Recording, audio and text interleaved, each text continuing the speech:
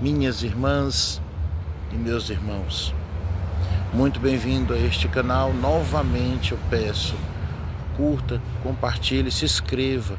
Só vou conseguir fazer uma live com 50 inscritos. Você que está aí me vendo, você que está aí me ouvindo, no seu carro, na sua casa, no seu momento de encontro com Deus, eu peço que ouça hoje a nossa palestra sobre esquizofrenia e possessão demoníaca. O termo esquizofrenia é tido muitas vezes como a pessoa que ouve vozes. E se assim fosse, todo médium seria esquizofrênico, nosso mestre seria esquizofrênico. Então, o que é a esquizofrenia? Vamos começar pelos termos médicos para depois nos aprofundarmos na questão espiritual.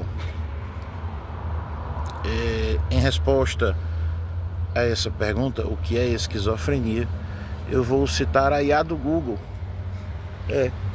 Ela deu uma resposta bem mais completa do que alguns estudos que eu pude encontrar. E em vez de ficar separando de um estudo para outro, comparando os dois, eu já fui na da IA, copiei e colei. Então, a inteligência artificial diz, do Google: a esquizofrenia é um transtorno mental crônico que afeta o pensamento, as emoções e o comportamento, levando a uma perda de contato com a realidade. Os sintomas incluem alucinações, como ouvir vozes, delírios, são crenças falsas e firmes, e pensamentos ou discursos desorganizados. Pronto.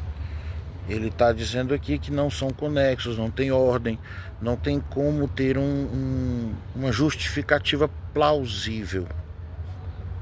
Num exemplo mais grosseiro, aquele que recebe instruções para matar alguém com voz dentro de sua cabeça, ele atribui as vozes a um anjo ou às vezes até o nosso próprio mestre. É bom lembrar que toda a doutrina do Novo Testamento para cá prega o amor. Somente o Apocalipse é que prega ainda uma parte dele, a necessidade de extinção da vida material. Mas continuando e explicando o que a IA falou. Ela disse que a esquizofrenia é um transtorno mental. Olha só, é da pessoa, é interna, é dela. Como eu sempre vivo dizendo, a esquizofrenia é uma voz que é produzida pela consciência da pessoa. Então, se a pessoa tem alguma dúvida se é realmente esquizofrênica, eu estou ouvindo voz, mas isso pode ser espírito. Bom, esse conhecimento te pertence. Quando você faz alguma pergunta, você recebe uma resposta da qual você não conhecia a resposta, você não tinha como saber daquelas informações. Então, é muito possível que, se a resposta for sim, você tinha como saber, coisa da sua cabeça. Porque quando é algo bom, quando você está preparado, quando você trabalhou, quando você estudou, você conversa de forma direta, amena, sempre para ajudar. E hoje a gente está estudando esse tema complicadíssimo dentro da medicina e eu estou usando uma IA, olha, uma inteligência artificial, para resumir toda a questão médica. Olha, é até um absurdo que eu estou fazendo, mas é uma necessidade devido ao curto espaço de tempo. Então, voltando à informação que nos foi dada, os sintomas é o que a gente pode dizer que é a patologia, né? É o distúrbio. São os sintomas que ele apresenta. E quais são? Alucinações. Aí o Google coloca entre parênteses como ouvir vozes. Então, eu acabei de diferenciar como ouvir vozes pode não ser esquizofrenia. Então vamos continuar. Delírios. Aí ele coloca o que são delírios da seguinte forma: são crenças falsas e firmes. Como eu disse, como é que Jesus ou um anjo mandou matar se eles não mandam matar? Então, é uma crença falsa e você tem certeza. Então, se você não consegue pautar a sua crença em nada, de que adianta a sua crença? Não é? E pensamentos ou discursos desorganizados. Quebra o pensamento, depois está lá na frente, depois volta, igual aqueles filmes de Hollywood. Só que ele tem uma ordem, no caso nem ordem não tem. Aí ele continua chamando para mim de uma forma errônea. Ele chama de doença. Chamaram um distúrbio ou um transtorno mental de doença é muito errado, mas vamos continuar. Então vou trocar a palavra por distúrbio, transtorno. Também pode causar sintomas negativos, como a diminuição da expressão de emoções e de motivação. Lógico, a pessoa tem dentro da cabeça um mundo, um universo completamente diferente da realidade, ela vai ficar retraída, ela não vai mais expressar nenhum tipo de emoção, que ela não, às vezes ela não vai nem diferenciar entre o real e o que não é real, né? Além de problemas cognitivos, como dificuldade de concentração e memória, é lógico, né? Sintomas principais, sintomas positivos. Os positivos são aqueles que atuam, que eles acontecem. Alucinações, de novo ele explica, são percepções sensoriais que parecem reais, sendo as mais comuns ouvir vozes que dão ordens ou comentam sobre a pessoa. Olha só, ele já disse que até que tipo de voz é. Elas dão ordem, elas faça isso, faça aquilo. Então ele vai motivado pelo aquilo que ele ouviu. A entidade ela não manda você fazer, você é livre. O livre-arbítrio é lei, tanto aqui quanto no outro plano. Então se alguém te der uma ordem, você não precisa, não faça, né? Nem precisa, você não faça. Os irmãos evoluídos, eles não vão te dar uma ordem, eles vão te dar conhecimento para que você siga o seu próprio caminho. Delírios, ele diz, são crenças falsas e firmes, que não correspondem à realidade, como a crença que está sendo perseguido ou controlado por uma força externa. Então, o delírio seria algo imaterial e a alucinação seria algo material. Quando está no deserto, que está com sede, você vê um oásis que não existe, ali é uma alucinação nessa colocação. E o delírio é você pensar que depois daquela duna vai encontrar água, digamos assim, né? Porque é uma crença sua, é algo dentro seu. Os sintomas negativos, aquilo que tira, vira apatia, falta de motivação e de interesse em atividades, mas a apatia vai muito mais do que isso, é a falta de se colocar com afeto para com o outro. Elogia, falta pouco, fala pouco, ou ter dificuldade para se expressar. Então, afeto embotado é uma redução na expressão de emoções. Sintomas cognitivos, dificuldade de concentração, memória e atenção, problemas para organizar o raciocínio e o pensamento. Causas. Olha, ele motiva, ele diz quais são as causas da esquizofrenia. Aí a causa exata da esquizofrenia é desconhecida. Ele já tira o corpo de banda, mas acredita-se que seja uma combinação de fatores genéticos e ambientais. Olha só, tem gente que passa a vida inteira sendo esquizofrênico geneticamente, mas nunca desenvolveu esquizofrenia. Por quê? Porque tudo é pautado na razão, tudo é pautado dentro do conhecimento. Então, como é que uma pessoa vai ouvir vozes e dizer que elas são reais? Se ele vai ouvir vozes, vai dizer, isso é coisa da minha cabeça. E pronto, e deixa passar. Olha que coisa, olha como isso às vezes parece ser tão louco, mas ao mesmo tempo é tão prático, simples e direto. Você se controla, né? Os fatores genéticos e ambientais. Ambientais por quê? Porque você está calmo, você está absorto em suas revelações científicas, em seus estudos. Então não tem como você pautar a esquizofrenia mesmo você sendo, digamos assim, geneticamente indicado a ela. Mas aí ele continua, alterações na química do cérebro, especialmente nos neurotransmissores, dopamina e glutamato, também estão associados ao transtorno. Tudo isso vem de formas ruins de ver a vida, de pensamentos ruins, negativos. Então o que aqui está dizendo é que existe sim a forma como ela avança, ou melhor, como ela reage. Diz aqui até o diagnóstico. O diagnóstico é feito por um médico com base em critérios psiquiátricos padrão, após descartar outras possíveis causas de psicose. O tratamento geralmente envolve uma combinação de medicamentos antipsicóticos, psicoterapia, Programas de habilidades sociais e cognitivas e apoio familiar e comunitário.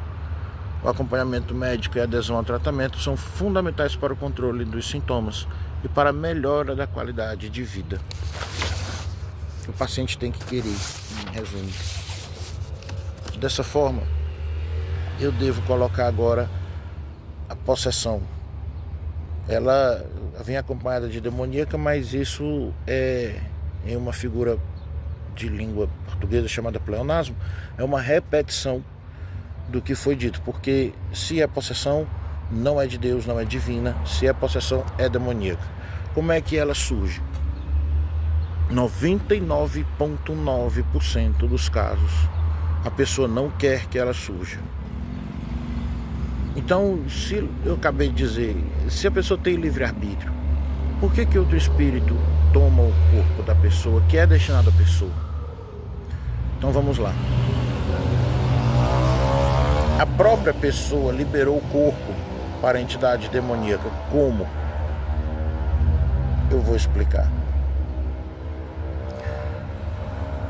Como eu estava dizendo, 99,9% das pessoas que receberam entidades ruins sem querer, quer dizer, receberam entidades não foi por querer. Receberam entidades sem controle, sem estar no ambiente controlado, sem ter necessidade daquilo. É o que a entidade dominou, né? Essas pessoas não queriam que isso acontecesse.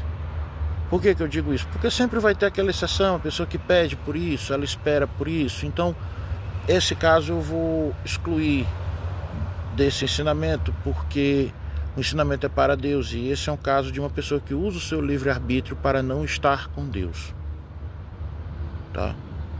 Então vamos para os casos das pessoas que não querem, não desejavam a possessão de um demônio. Primeira coisa, toda vez que isso acontece, a pessoa nunca lembra de nada, porque não é ela que está no corpo, é o demônio. Segunda coisa, ele não fica 2, 3 dias possuído, 12 horas, 14 horas, isso não existe. Depois de 3, 4 horas, o espírito está cansadíssimo. Isso no corpo de um médico que autorizou ele. Imagina quem não autorizou. É questão de hora e meia, acabou. Então, às vezes 45 minutos, mas são horas terríveis, são minutos terríveis. É uma hora que parece uma infinidade. E todos são unânimes em dizer que, desses 99,9%, são unânimes em dizer que ela começa assim: você está em um momento de solidão, introspectivo, e começa a ter pensamentos que não são seus. Como é isso? Você começa a dizer assim: rapaz, minha vida é uma droga, ninguém nunca me ajudou, eu não ajudo ninguém, eu não consigo fazer nada. Você nunca ouviu isso de ninguém, esses pensamentos nunca passaram pela sua cabeça, mas de repente estão lá. Entendeu a grande diferença desse momento do distúrbio, né, mental, para a possessão demoníaca? É o que vem de fora, né, outra pessoa falando.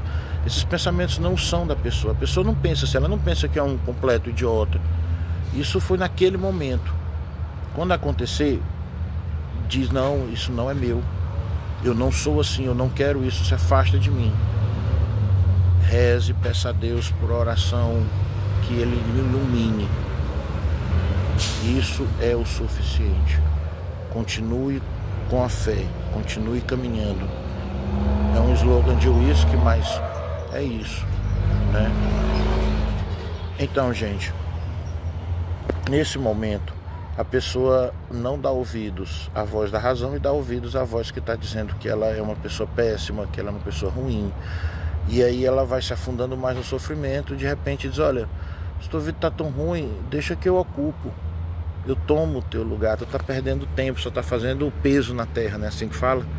Então, é nesse momento que a entidade toma conta do corpo da pessoa que tem um grau de mediunidade e não trabalha para desenvolver.